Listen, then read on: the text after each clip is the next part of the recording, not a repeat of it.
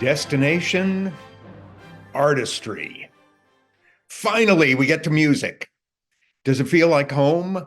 Like a home destination? Yes, and it does for us too. Of course, it's AIM, so it's yes and. Yes, we want our students to get a solid grounding in music theory and be interested to learn more because it's so deep. And yes, we want our students to be able to play their instruments well and be motivated on a path to keep playing those instruments, getting better for a lifetime. I remember the story from a filmmaker who was making a documentary of the great cellist Pablo Casals when he was 80. And he'd bring his film crew every morning, and Casals would make him wait 4 or 5 hours while he was practicing. And finally, he said, Mr. Casals, you're 80 years old. Why do you keep practicing so much? And he said, I think I'm making progress. Yes, we want that for our students. And yes, we want them to appreciate the art of music and the reach of aesthetics that says so much more. Yes to all of that and more. If we were training musicians for musical careers, maybe we could leave it at the traditional assumptions and the effective practices in musical pathways that all of you know. And maybe that would be okay. But we're not. We're developing capacities for success in making rich, self-determined lives. So these aspects of artistry expand beyond traditional boundaries. That's what this asynchronous session is about, the widening of those boundaries. When I taught at Juilliard for 12 years, starting the art and education teaching artist program, my students arrived with the same tunnel vision, understandings, and assumptions of a career that was focused on the industry as it is. But after a year in class with me, and then a year working with students in schools and families and parents and teachers who didn't already love classical music, they expanded their understandings of music. It isn't that they rejected the traditional pathway and understandings they brought, they expanded them to hold more truths. Actually, there was one assignment my Juilliard students were terrified of beyond any others. They would lie awake at night on the day before they had to do it. And the assignment was they had to get on a New York City public bus and engage people in substantive conversations about classical music before they got off. They were terrified that they'd get hit or something. And when they came back from their experiment, they would talk to me, and almost always they had the same discovery, which was if they connected with people about music, they discovered everyone has like a really big life in music. Yeah, of course.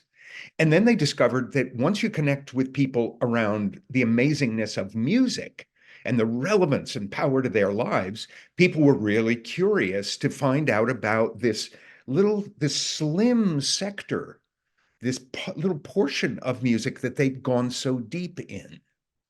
And that's a big truth.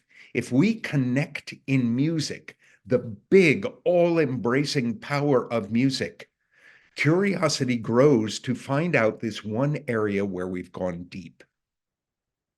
We want to make sure that the art making we introduce to our young people build skills for big lives in music and not just focusing on technical skills on the instrument. Remember that quote from I think it was our first session, asynchronous session, from Saint-Exupéry, the author of The Little Prince. He wrote, if you want to build a ship, don't drum up people together to collect wood and don't assign them tasks and work, but rather teach them to long for the endless immensity of the sea. I think that's it for us.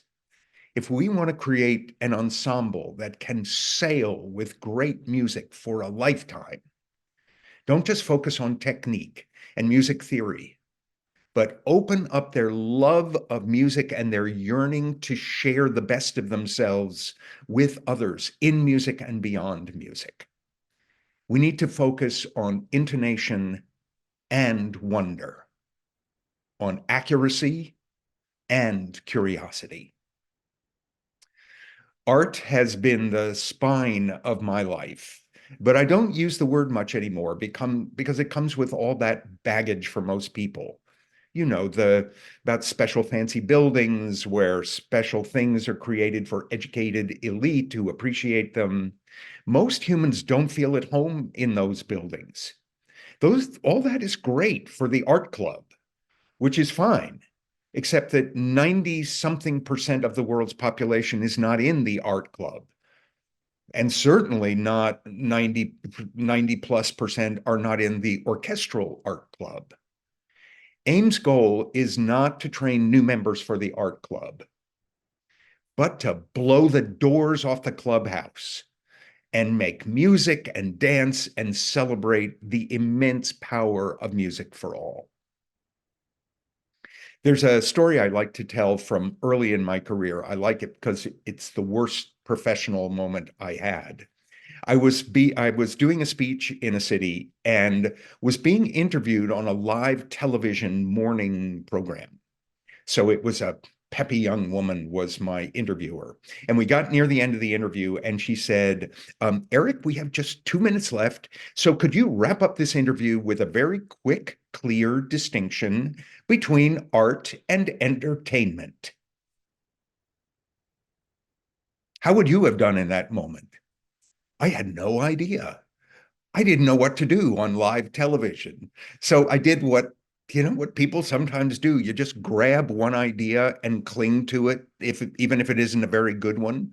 And the idea I clung to was that I had once heard someone say, if you're ever dying on live television, just don't stop talking. Then they can't break it into sound bites that will haunt you for the rest of your life. So I just poured out meaningless sentences for 2 unending minutes. And as I staggered out of that interview, I said, well, to myself, I better get that answer. I don't want to go through that again. And what I came up with has served well for the rest of my life, which is that entertainment, which had better not be the opposite or enemy of art, or we're in trouble. What distinguishes entertainment is that it happens within what we already know. Whatever our reactions, our emotions, we get excited, we get scared, we get sad. Underneath it, entertainment says, yep, the world is the way you think it is. And that feels great. To have highly skilled people go to extraordinary lengths to confirm my sense of the way the world is. I'll pay big money for that. The difference of art is art happens outside of what we already know. Inherent in the artistic experience is the capacity to expand our sense of the way the world is or might be.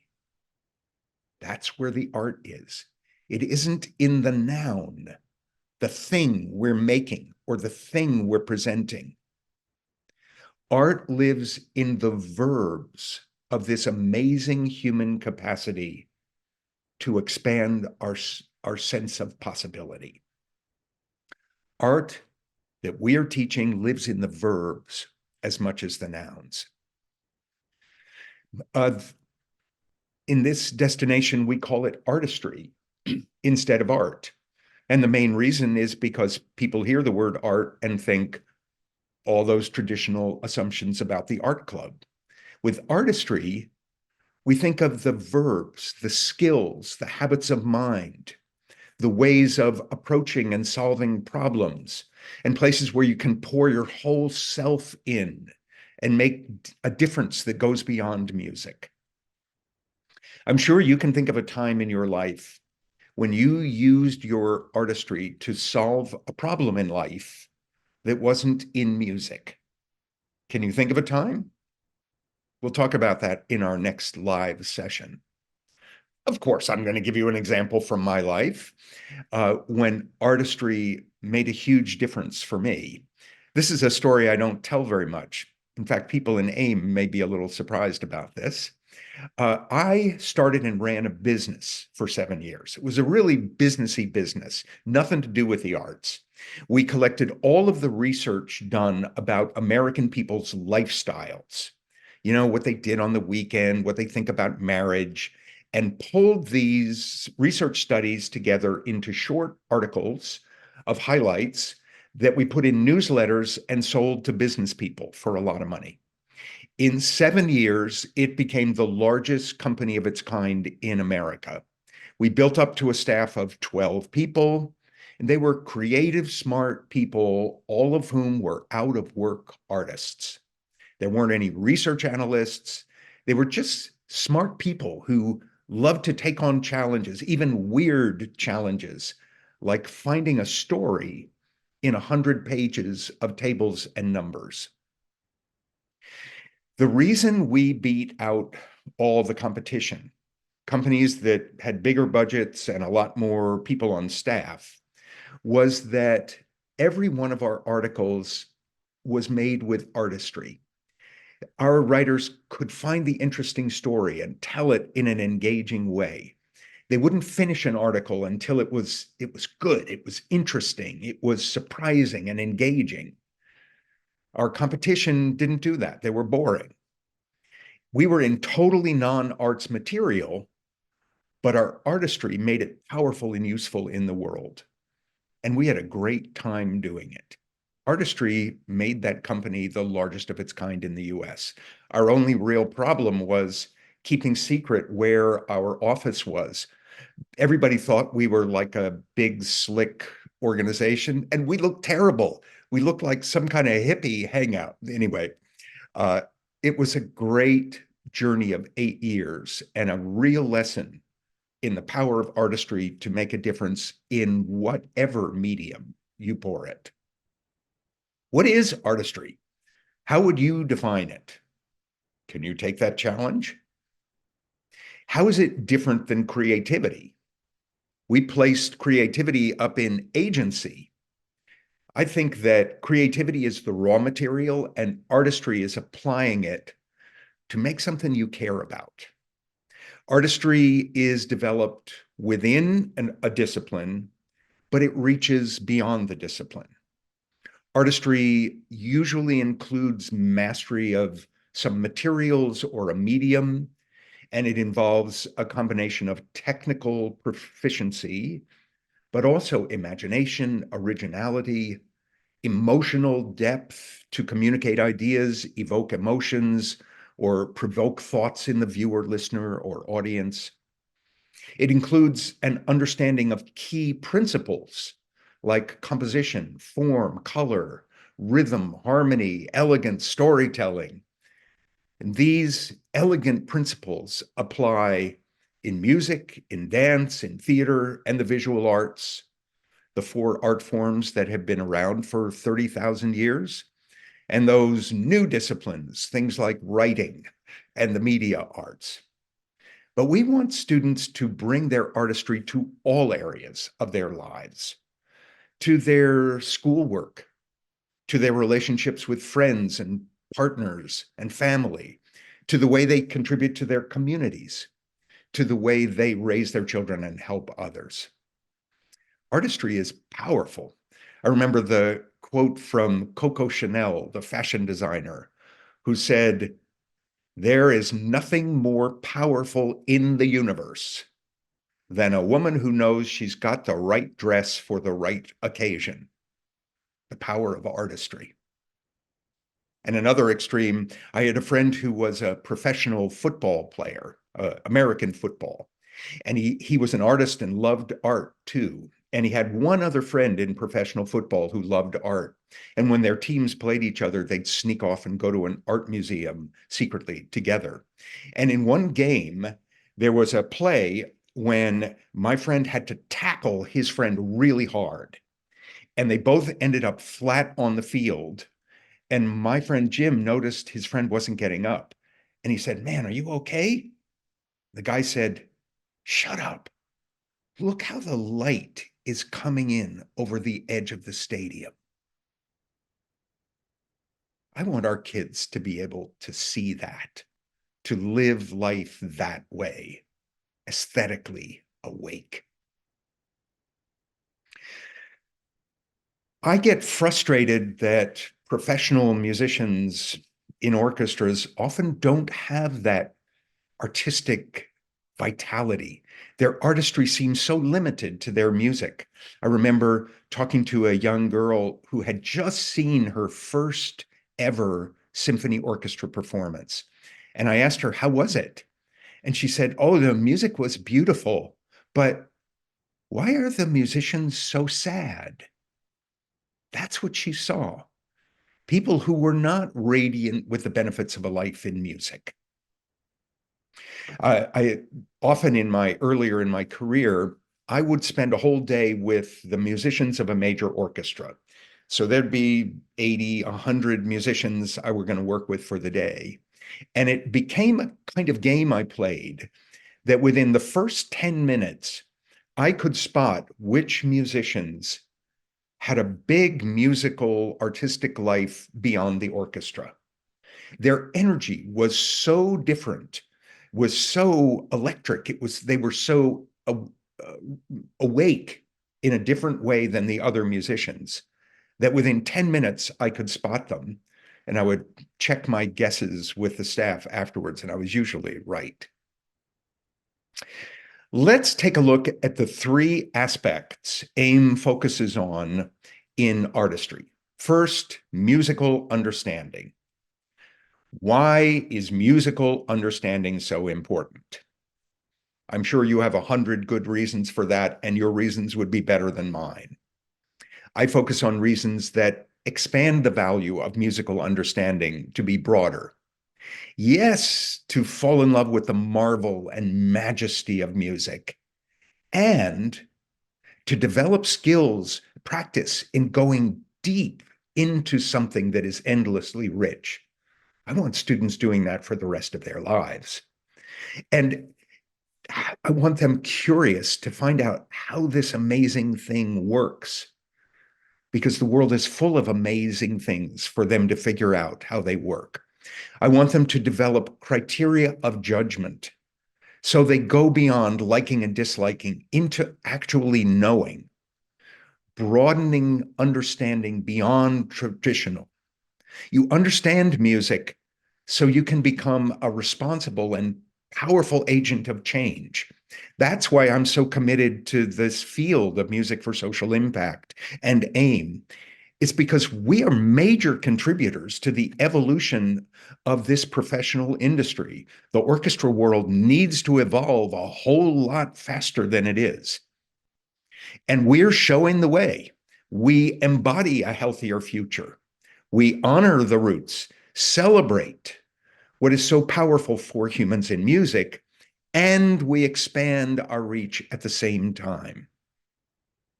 AIM is the future, and we're doing more than pointing the way. We, this cohort, your colleagues, our staff, we're building the future. We're expanding the musical understandings in our students to create a much bigger, healthier, relevant future. Performance capabilities. What about performance capabilities needs to be built beyond being good on your instrument? What's the difference between being a technician and an artist? Technical facility and artistry. What's the difference? I'm not going to give you an answer, but I'm going to give you a challenge. In a moment, I'm going to ask you to pause the video and write some notes in your learning journal. Carefully read across the AIM rubric of the three aspects of artistry. And in your learning journal, take some notes on how they are the same and different from traditional understandings, assumptions, and points of view. Be specific about things you notice that AIM is highlighting that differ from priorities in your background in traditional music education. And these are just notes.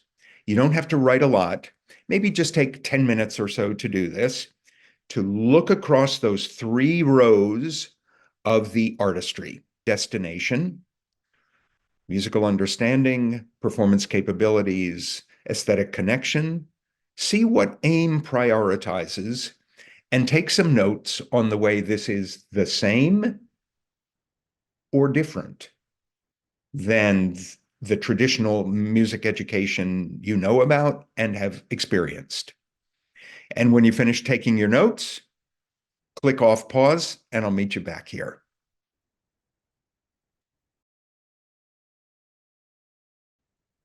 Welcome back. I hope that was kind of interesting and that you're starting to get a feel for what our rubric contains. We'll deal with more about rubrics soon. But thinking about this destination, I would like to raise a couple of more ideas before I give you a homework assignment. Thinking about musical understanding and performance capabilities, how do we assess improvement? Our field knows a lot about that. You know a lot about that. For musical understandings, there's tests. The College Board has an advanced placement exam in music theory. When you took music theory, you had tests to assess your knowledge. I bet they weren't much fun, but they did accurately evaluate part of your musical understanding. Why don't we give tests in music for social impact programs? What is it that we know that gives us the sense that tests are not the right way for our students? Doesn't mean we don't care about musical understandings. So, how do we assess a widening musical understanding the way you just saw Ames aspirations in the rubric? How can we go about assessing that? That's a question we'll address throughout your Firebird year. Same with performance capabilities. You carry tremendous expertise about how to accurately assess how a student is developing as a performer. It dazzles me to watch you do it. Authorizing institutions have carefully developed performance levels that provide objective skill ratings. I remember I happened to be working with Miyagi in Johannesburg, South Africa. Uh, at the time, they just got approved that the official musical level testing they had designed had just been accepted for worldwide use for levels in performing on the penny whistle and the djembe. And I thought, wow, that is such a precise, accurate tool to measure musical accomplishment. But how can we assess how a student is doing in those expanded performance capabilities that you were just looking at in your notes? How can we document improvement in those expanded skills, in courage and in leadership, in the quality of musical ideas? Again, that's the work of our fellowship year with your colleagues and with us. We're all working on it. And that third aspect, aesthetic connection.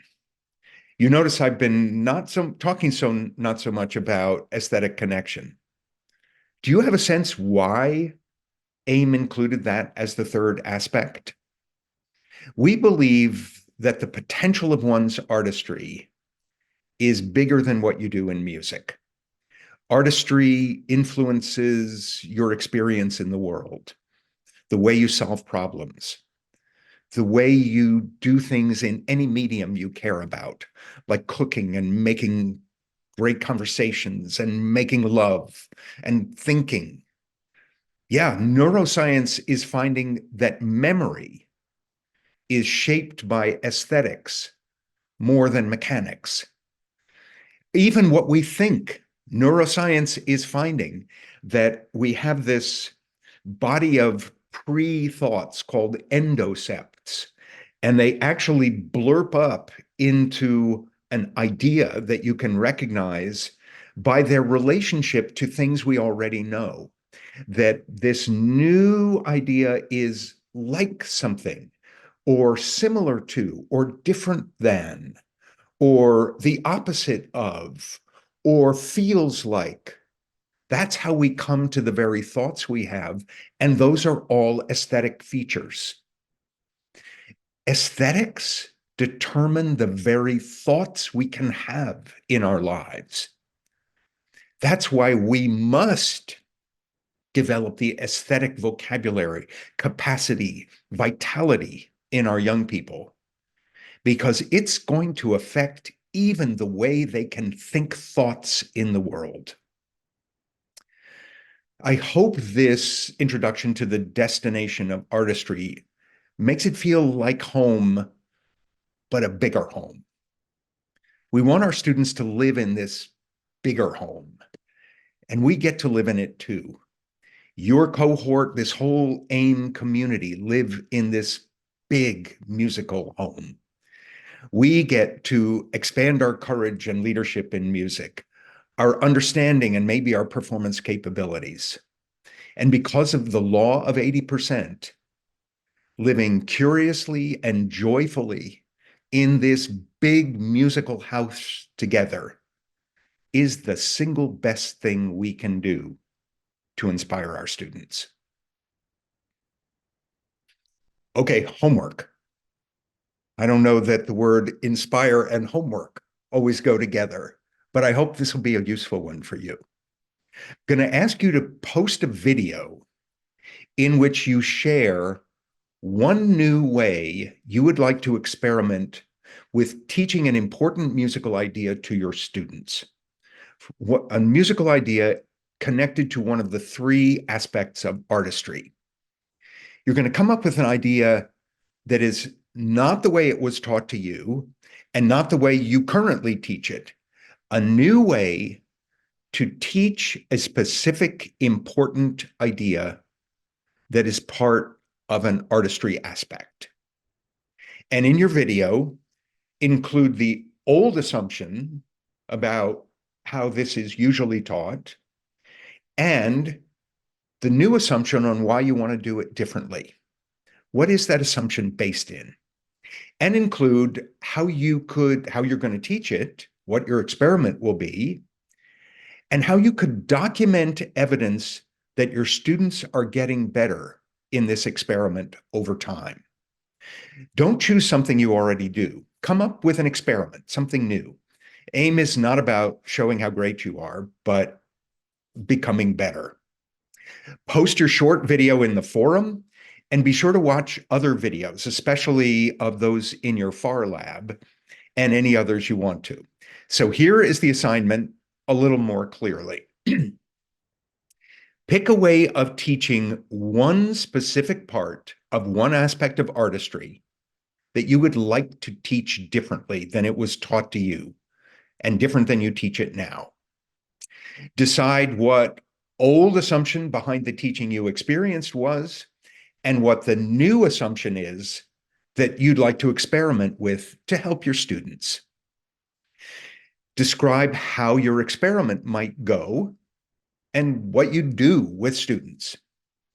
Decide how you'd be able to assess and document your students' improvement with what you are teaching. Share that information in a short video you post to the forum, and watch videos posted by others, especially in your FAR lab, and any other videos you'd like to watch too. And I'll see you soon in our next live session.